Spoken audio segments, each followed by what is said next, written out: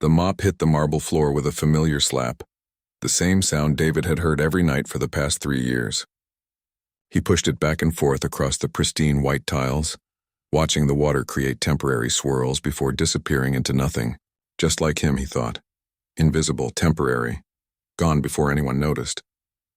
The Riverside estate wasn't just big. It was the kind of place you saw in magazines. The kind that made you wonder what it felt like to walk through those doors and actually belong there. David knew that feeling would never be his. He was the night caretaker, the guy who showed up after everyone left, cleaned up their messes, and disappeared before sunrise. Tonight was different, though. Tonight, the estate was alive with noise and light and people wearing clothes that probably cost more than his entire year's salary. Mrs. Catherine Miller was throwing one of her famous charity events. David had learned to avoid these nights when he could, but his supervisor had called in sick, which meant someone had to be there in case anything went wrong. And tonight, everything was going wrong. David could hear Mrs. Miller's voice echoing through the hallway, sharp and frustrated. He'd never heard her sound like that before. Usually, she was all smooth smiles and calm control, the kind of person who made millions by never letting anyone see her sweat. But right now, she was definitely sweating. He pushed his mop closer to the ballroom entrance, careful to stay in the shadows. Years of being invisible had taught him how to move through spaces without being seen. It was a skill he'd perfected, one that served him well in a place like this. The ballroom looked like something out of a movie. Massive crystal chandeliers hung from the ceiling, throwing light across hundreds of well-dressed guests, women in gowns that sparkled like stars, men in tuxedos that fit so perfectly they might have been painted on. Waiters moved through the crowd carrying trays of champagne that probably cost more per glass than David made in a day. But the center of attention wasn't the people or the decorations. It was the piano. David's breath caught in his throat when he saw it. A Steinway grand piano, jet black and polished to perfection, sitting in the middle of the ballroom like a sleeping giant. The lights hit it just right, making it glow. Even from where he stood, he could tell it was in perfect condition. The kind of instrument that deserved to be played by someone who understood what it meant. His fingers twitched against the mop handle. He forced them to be still. "This is a complete disaster," Mrs. Miller was saying to her assistant, a nervous young woman who looked like she might cry at any moment. Jonathan Hartley was supposed to be the highlight of the entire evening. "Do you know how much I paid to get him here? Do you know how many strings I pulled?" The assistant mumbled something David couldn't hear. "Canceled," Mrs. Miller continued, her voice rising. 2 hours before the event. 2 hours. Because of some emergency in Paris. What am I supposed to tell these people? They came here for a world-class performance. And now we have nothing but an expensive decoration sitting in the middle of the room. David kept his head down, focusing on a spot on the floor that didn't need cleaning. This wasn't his problem. He'd learned that lesson the hard way over the years. Rich people had rich people problems, and the best thing someone like him could do was stay out of the way. But he couldn't stop looking at the piano. It had been 3 years since he'd touched one. 3 years since he'd felt those smooth keys under his fingers. Since he'd heard the sound that had once been as natural to him as breathing. 3 years since he'd walked away from everything he loved and disappeared into a life of mops and buckets and floors that never stayed clean. A hand touched his shoulder, and David jumped. "Easy there," said Robert, one of the regular staff members who worked the events. "Didn't mean to scare you. Mrs. Miller wants all the back hallways checked. Some guest spilled wine near the kitchen entrance." David nodded and moved away, grateful for the excuse to leave. The farther he got from that ballroom, from that piano, the better. He spent the next 30 minutes cleaning up red wine from white carpet, a task that required actual focus. By the time he finished, his back ached and his hands were stained pink from the cleaning solution. He made his way back toward the storage closet to swap out his supplies, taking the long route that avoided the ballroom entirely, but voices stopped him in the hallway. "Well, Catherine, I have to say this is quite the party." The voice belonged to an older man, someone used to being heard. "Though I'm not sure what we're all supposed to do now that your star pianist has abandoned us." "I'm working on it." "George?" Mrs. Miller replied, and David could hear the tension in her voice. "Perhaps we should have hired someone local, someone reliable, though I suppose finding anyone who can actually play Rachmaninoff properly is asking too much these days." Other voices joined in, a chorus of wealthy people discussing the problem like it was a game. David leaned against the wall, waiting for them to move so he could pass by unseen. "You know," George continued, and David could hear the smile in his voice. "Maybe your caretaker can play." "What was his name?" "Daniel? Donald?" "David," someone else said, laughing. "The guy with the mop." More laughter. David felt his face grow hot. "Oh, that's perfect," another voice chimed in. "Catherine, why don't you ask him? Maybe he's been hiding a secret talent all this time." "Don't be ridiculous," Mrs. Miller said, but her voice had changed. David could hear her heels clicking on the marble, getting closer to where he stood. "Though I suppose we could ask." David's heart pounded. He wanted to run, to disappear into one of the dozen back hallways he knew by heart, but his feet wouldn't move. Mrs. Miller appeared around the corner, followed by a small crowd of guests. Her eyes landed on him, and for the first time in 3 years of working at the estate, she really looked at him. Not through him, not past him, but at him. "David, isn't it?" she said, her voice carrying that same smooth tone she used with everyone. He nodded, gripping his mop like a lifeline. "I don't suppose you play piano, do you?" The question hung in the air. Behind her, the crowd was barely containing their laughter. This was entertainment for them, a joke to lighten the mood of a failed evening. The caretaker who cleaned their toilets asked if he could play one of the most expensive instruments in the world. David opened his mouth to say no, to shake his head and disappear back into the shadows where he belonged. But then Mrs. Miller smiled. It wasn't a kind smile. It was the smile of someone who knew exactly how ridiculous this all was, who was enjoying the absurdity of even asking. "Tell you what," she said, her voice loud enough for everyone to hear.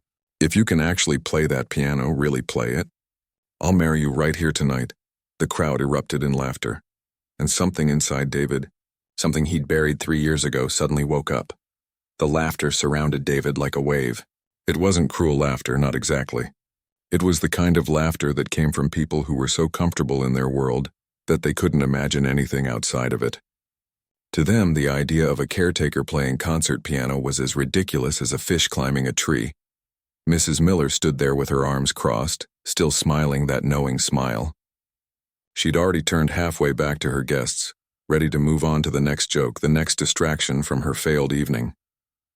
David's hands were shaking, not from nervousness but from something else, something he'd kept locked away for so long that he'd almost forgotten what it felt like, anger maybe, or hurt.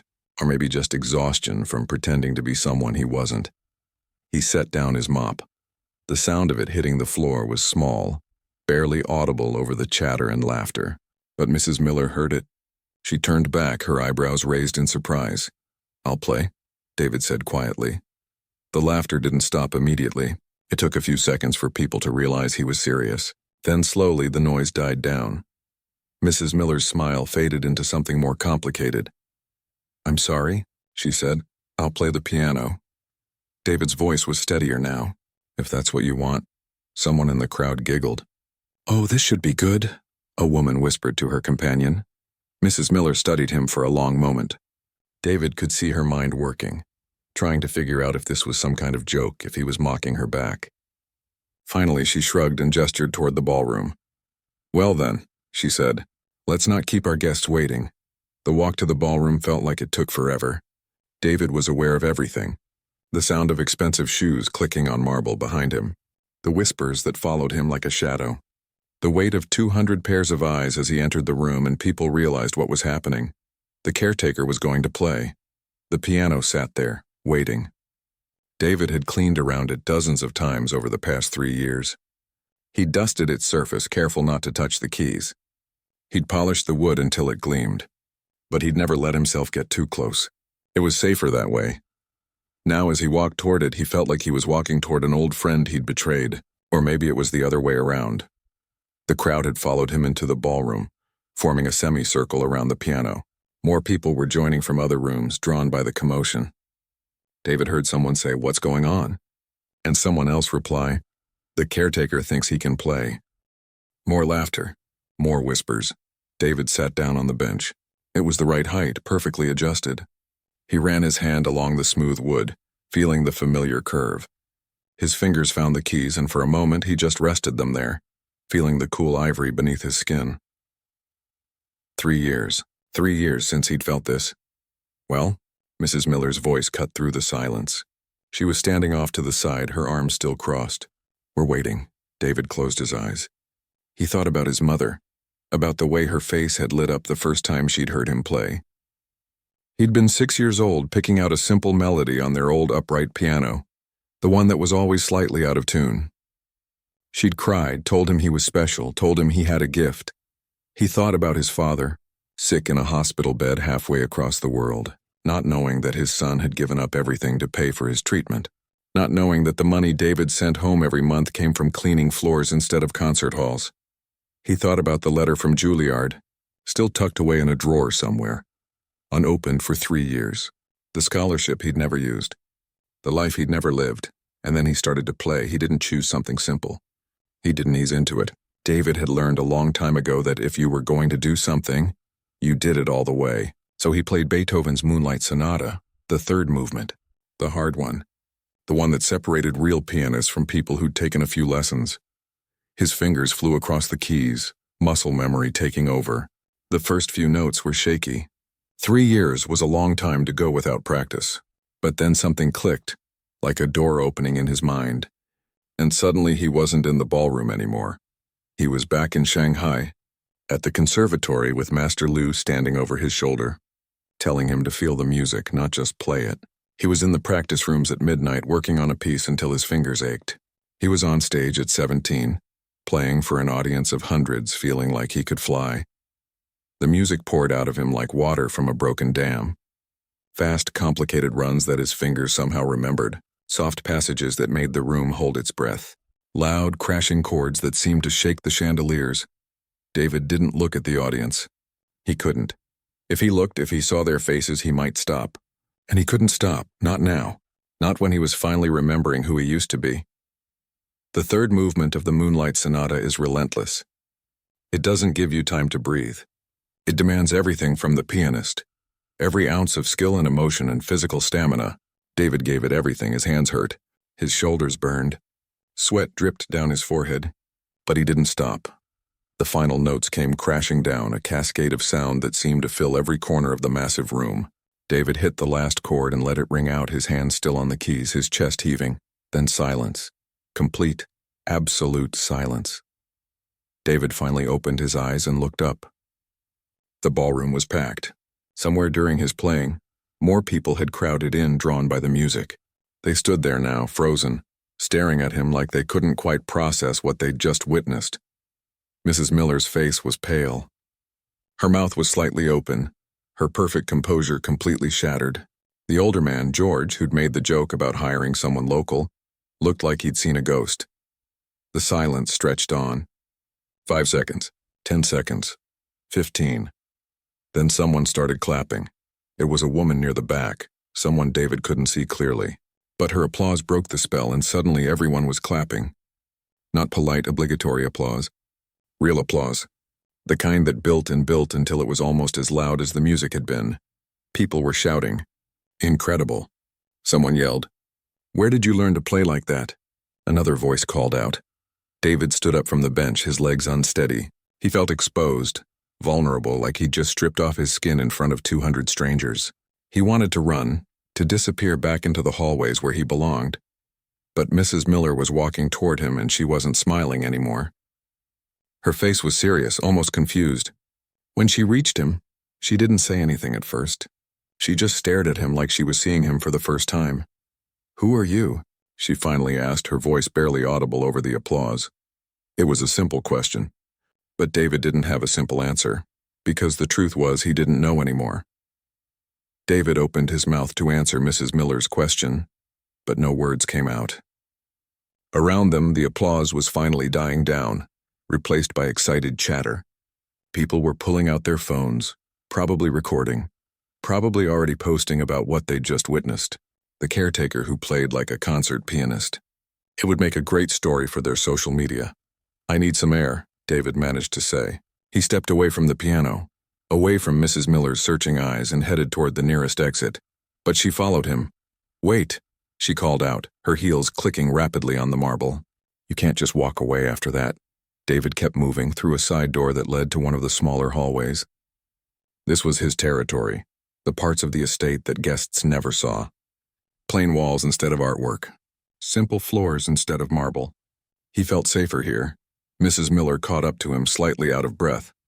For the first time since he'd known her, she looked almost human. Her perfect hair was slightly mussed, and there was genuine confusion in her eyes instead of that practiced calm. "Please," she said, and David realized he'd never heard her say that word before. "Just talk to me for a minute." David stopped walking. He leaned against the wall, suddenly exhausted. Playing had taken more out of him than he'd expected. Not physically, though his hands were already starting to ache. But emotionally, he'd opened a door he'd kept sealed shut for 3 years, and now everything was flooding back. "What do you want me to say?" he asked quietly. The truth would be a good start. Mrs. Miller crossed her arms, but it wasn't the defensive gesture from earlier. She looked genuinely curious.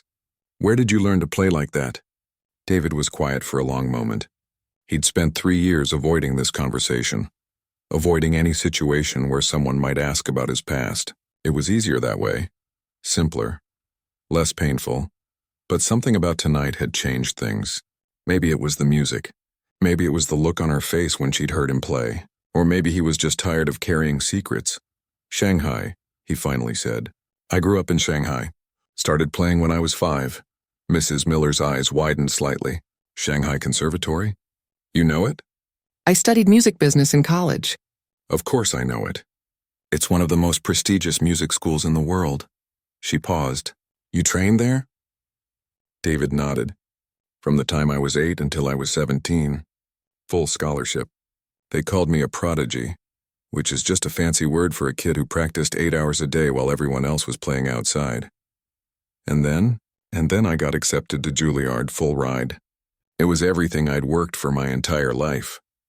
David looked down at his hands, at the calluses that had nothing to do with piano keys. "I was supposed to start 3 years ago." Mrs. Miller waited, not pushing, letting him tell it at his own pace. 2 weeks before I was supposed to leave for New York, my father had a stroke. Massive one. The doctor said he'd need months of treatment, maybe years. And then my mother—" David's voice caught. 6 months later, they found cancer. Stage 3. "I'm so sorry," Mrs. Miller said softly. "The medical bills in China, they're not like here. You pay up front or you don't get treatment. My parents had some savings, but not enough. Not nearly enough." David ran his hand through his hair. "So I came to America anyway. But not to study, to work, to send money home. But why didn't you at least try to pursue music here? There are scholarships, grants, programs for people who have time," David interrupted. "I was working 16-hour days, Mrs. Miller. 2 jobs, sometimes 3. Every dollar I made went into an envelope and got sent home. There was no time for auditions or applications or practice. There was barely time to sleep." Mrs. Miller was quiet, processing this. "Your parents, are they—" "My father died 2 years ago. My mother 6 months after that." David's voice was flat, emotionless. He'd cried all his tears already. "They never knew I gave up Juilliard. I told them I was studying. Sent them fake updates about my classes and performances. They died thinking I was living my dream. Oh, David. I told myself I'd go back to music after they were gone, that I'd pick up where I left off. But by then I didn't know how. 3 years away from an instrument, that's a lifetime in the music world. And honestly," David looked up at her, "I didn't want to anymore. Every time I thought about playing, all I could think about was what it cost. What I gave up, what they never got to see." Mrs. Miller leaned against the opposite wall, her expensive gown looking out of place in the plain hallway. "So you just stopped completely?" "I took a job as a night caretaker because it meant I didn't have to talk to people, didn't have to explain myself. I could just fade into the background and pretend I was someone else." David laughed bitterly. "Worked pretty well for 3 years. Until tonight. Until tonight." They stood in silence for a moment.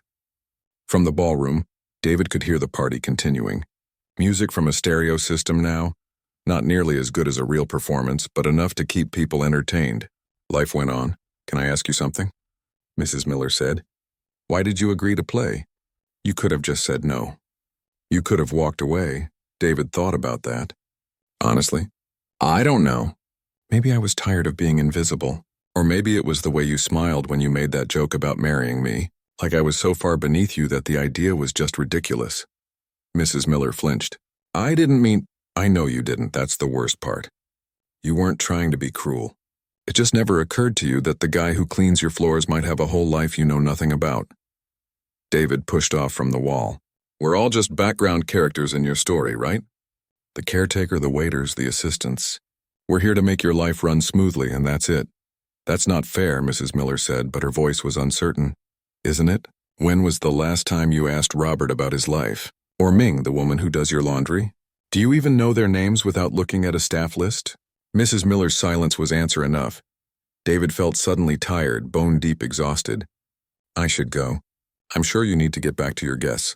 Wait, Mrs. Miller said again. She reached out, not quite touching his arm, but close. I want to make this right. Make what right? This tonight, everything. She seemed to be thinking fast, her business mind taking over. You have a gift, David, a real gift. And you shouldn't be wasting it cleaning floors. I'm not wasting anything. I'm surviving. But what if you could do more than survive? Mrs. Miller's eyes were bright now, excited. My foundation, the charity this whole event is for, it supports artists. People who fell through the cracks, who never got their chance. People exactly like you. David shook his head. I appreciate the thought, but no buts. Listen to me. You just played one of the most difficult piano pieces in existence after not touching a piano for 3 years. Do you understand how extraordinary that is? How rare? It doesn't matter anymore. It matters, Mrs. Miller insisted. It matters because somewhere in Shanghai there's a kid like you used to be, practicing 8 hours a day, dreaming of making it. And if you give up, if you let your story end here, then what hope does that kid have? David felt something crack inside his chest. He hadn't thought about it like that. Just think about it, Mrs. Miller said. That's all I'm asking. Think about it. Before David could respond, footsteps echoed down the hallway. Robert appeared, looking flustered. Mrs. Miller, sorry to interrupt, but the guests are asking for David. They want him to play again. Mrs. Miller looked at David, a question in her eyes, and for the first time in 3 years, David didn't immediately say no. David stared at Robert, then at Mrs. Miller, his mind racing. The guests wanted him to play again. After years of being invisible, suddenly everyone wanted to see him. It should have felt good. Instead, it felt terrifying. Tell them he'll be right there, Mrs. Miller said to Robert, but she was looking at David. If he wants to, that is. Robert nodded and hurried back down the hallway. The sound of his footsteps faded, leaving David and Mrs. Miller alone again. You don't have to, she said quietly. I can make up an excuse. Tell them you're not feeling well. David's hands were trembling again, not from fear this time, but from something else. That feeling he'd had at the piano, like coming home after a long journey, like remembering a language he used to speak fluently but had forced himself to forget. What would I even play? He asked. Mrs. Miller smiled, and this time it was genuine, warm. Whatever you want. That's the beautiful thing about being talented. You get to choose. They walked back to the ballroom together, and this time David noticed things he'd never paid attention to before. The way the light hit the paintings on the walls, the subtle pattern in the marble floor, the quality of silence in expensive spaces. He'd been so focused on being invisible that he'd stopped really seeing anything. The ballroom was more crowded than before. Word had spread, and people from other parts of the estate had filtered in. They made space as David walked toward the piano, and he could feel their eyes on him. But it was different now. They weren't looking through him anymore. He sat down at the bench again, his fingers finding the keys like they'd never left. The piano was still warm from before, still holding the memory of the last piece he'd played. David closed his eyes and let his mind wander. What did he want to play? For 3 years, he'd shut out music completely. No radio, no concerts, no recordings. It hurt too much to listen to something he thought he'd never do again. But now, sitting here, melodies flooded back. Pieces he'd learned as a child. Competitions he'd won. Late nights in practice rooms where the only sound was his playing and Master Lou's occasional grunt of approval. And then he thought of his mother. She'd loved Chopin. Used to play his recordings on their old stereo system, the one that skipped every few seconds but still worked well enough. She'd close her eyes and sway slightly, lost in the music. David remembered asking her once why she loved Chopin so much. Because he understood sadness, she'd said. But he also understood beauty, and he knew they could exist together. David's fingers began to move, and he didn't choose the piece consciously. It chose him. Chopin's Nocturne in E-flat major, Opus 9, number 2, one of his mother's favorites. This piece was different from the Beethoven, slower, gentler. Where Beethoven demanded technical perfection, Chopin asked for something deeper: emotion, vulnerability, the willingness to break your own heart in front of strangers.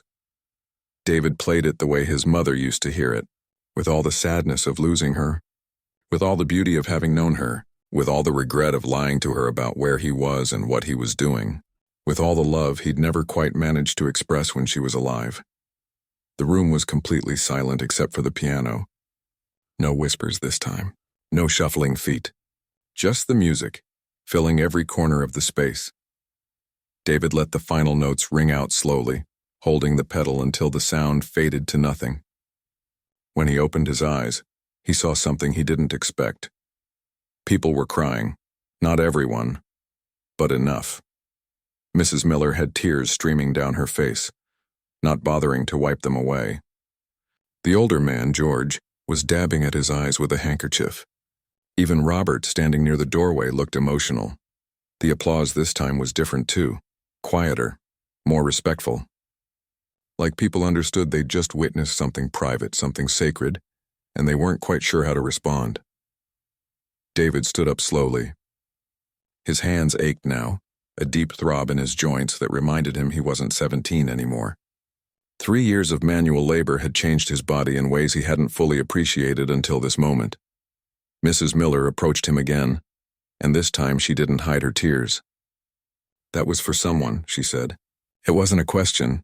My mother," David admitted. "She loved Chopin. She had good taste."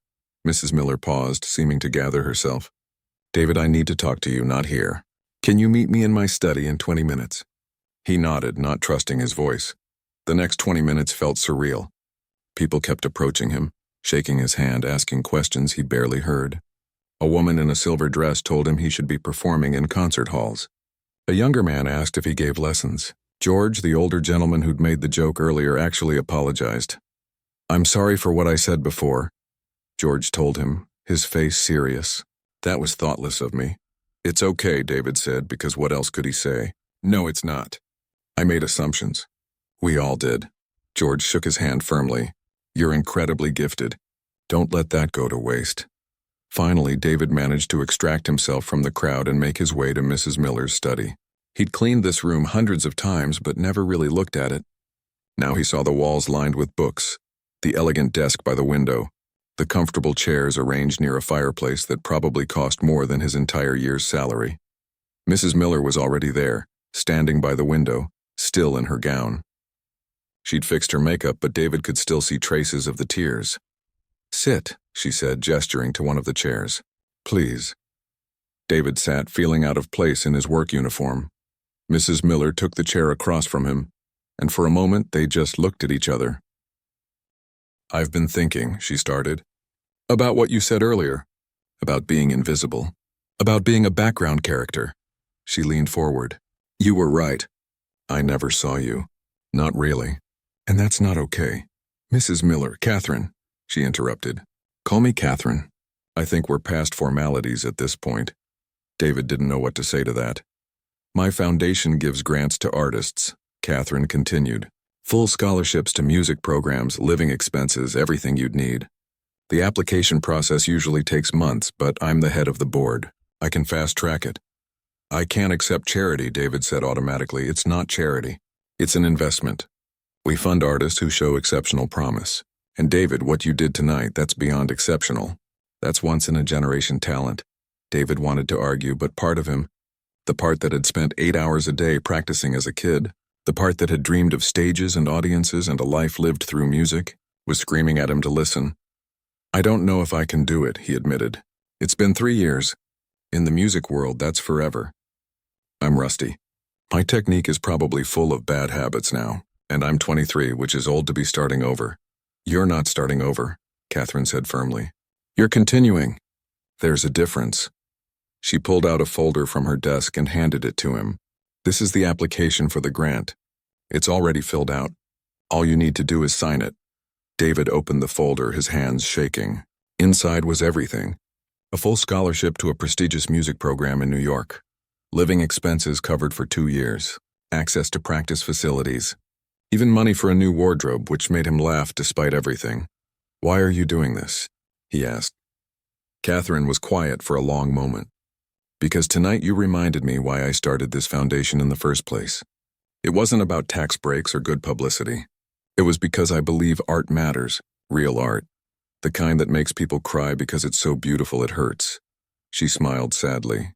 "And because I'm ashamed that you've been working for me for 3 years and I never once asked about your story. You're not responsible for my choices." "No, but I'm responsible for my own. And I choose to help you if you'll let me." David looked down at the papers in his hands. A few signatures and his life could change. He could go back to music, back to the dream he'd given up. But dreams, he'd learned, always came with a price. David didn't sign the papers that night.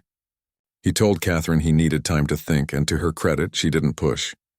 She just nodded, told him to take all the time he needed, and said the offer would stand whenever he was ready.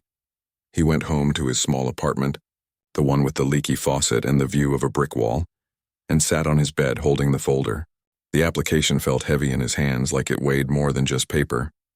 Sleep didn't come easily. Every time he closed his eyes, he heard music.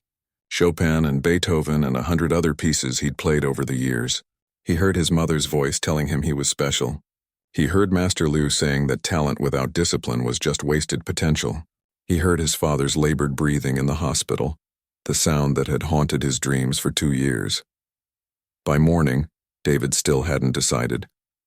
He got dressed for work, same uniform as always, and headed to the estate. Catherine had told him to take the day off, but he didn't know what else to do with himself. Work was familiar. Work was safe. Robert found him in the supply closet organizing cleaning products that didn't need organizing. "Hey," Robert said, leaning against the doorframe. "Heard what happened last night. That was something else, man." "Thanks," David said, not looking up. "You know, I've been working here for 5 years. Never seen Mrs. Miller cry. Not once." Robert paused. "Whatever you played, it got to her." David finally looked up. "Can I ask you something?" "Sure. Do you ever think about doing something else? Something different from this?" Robert considered the question. "Sometimes. I've got a daughter, 7 years old. Smart as a whip. Wants to be a scientist." He smiled. "I work here so she can have opportunities I never had. So yeah, I think about doing something else. But this job, it lets me be the dad she deserves. That's worth more than following some dream." David felt something twist in his chest. "What if you could do both? Then I'd be the luckiest guy in the world." Robert straightened up. "Mrs. Miller is looking for you, by the way. She's in the conservatory." The conservatory was David's least favorite room in the estate. It was full of plants and natural light, beautiful in a way that made him uncomfortable. He found Catherine there, sitting on a bench wearing jeans and a simple sweater. He'd never seen her in casual clothes before. "You came to work," she said when she saw him. "Didn't know what else to do." "Fair enough." She patted the bench next to her. "Sit with me for a minute." David sat, keeping a respectful distance. Outside the windows, the estate garden stretched out in perfectly manicured rows. "I want to tell you something," Catherine said, "about why I started the foundation." David waited. "I was engaged once. A long time ago, before I made my money. His name was Thomas. He was a painter, incredibly talented, the kind of artist who saw the world differently than everyone else." Catherine's voice was soft, distant, but he came from nothing like you. No connections, no money, no safety net. He applied to every grant, every program, every opportunity. Got rejected from all of them. What happened to him? He gave up. Took a job at an office, told himself he'd paint on weekends. But weekends turned into months, months into years. By the time I had enough money to help him, he'd stopped painting entirely. Said he couldn't remember why he'd ever loved it. Catherine looked at David. "We broke up 6 months later. He resented me for succeeding when he'd failed. I resented him for giving up. I'm sorry. Don't be. It taught me something important. Talent isn't enough. Dreams aren't enough. You need opportunity and timing and someone who believes in you at exactly the right moment." She turned to face him fully. "David, I can't make you take this grant. I can't force you to go back to music. But I'm telling you, as someone who's seen what happens when gifted people give up, don't let fear make this decision for you." David looked down at his hands. "What if I fail? What if you succeed?" Catherine countered. "What if you become everything your mother believed you could be?"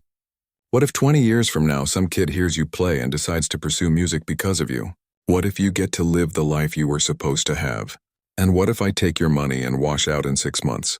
What if I'm not as good as I used to be? What if 3 years was too long and I can't catch up? Then at least you tried. At least you gave yourself a chance. Catherine reached over and squeezed his hand briefly. Your parents sacrificed everything so you could survive. Now they're gone and you're still just surviving. Don't you think they'd want more for you than that? David felt tears prickling his eyes. They died thinking I was living the dream, so live it. Not for them, not anymore, but for you, because you deserve it. The words hung in the air between them. David thought about his mother's face the last time he'd video called her, weak from chemo but smiling because she thought her son was studying at Juilliard. He thought about the lie he'd told her, the fake stories about performances and professors and student life. He'd lied to make her happy, to give her peace, but maybe the real lie was the one he'd been telling himself for 3 years.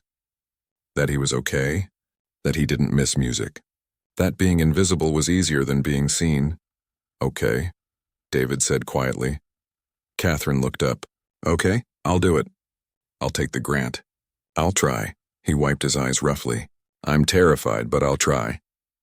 Catherine's face broke into the biggest smile David had ever seen on her. Yeah? Yeah. She jumped up and hugged him, which was so unexpected that David just sat there for a moment before awkwardly patting her back. When she pulled away, she was crying again. Sorry, she said, laughing and crying at the same time. I'm really happy for you. Thank you, David said, and he meant it. For seeing me. For this chance. For everything. Thank me by becoming the pianist you were meant to be. The next 3 months passed in a blur. David gave his notice at the estate, though Catherine insisted on keeping him on payroll until he left for New York. He spent every spare moment at the piano, working through the rust in his technique, remembering what it felt like to play not because he had to, but because he wanted to. Robert's daughter came to hear him practice once. She sat quietly in the ballroom, this small 7-year-old girl with bright eyes, and listened to David play. Afterward, she asked if learning piano was hard.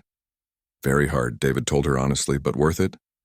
David thought about his mother, about the sacrifices his parents had made, about the 3 years he'd spent invisible. He thought about Catherine's ex-fiancé who'd stopped painting, and Robert who worked so his daughter could dream bigger dreams.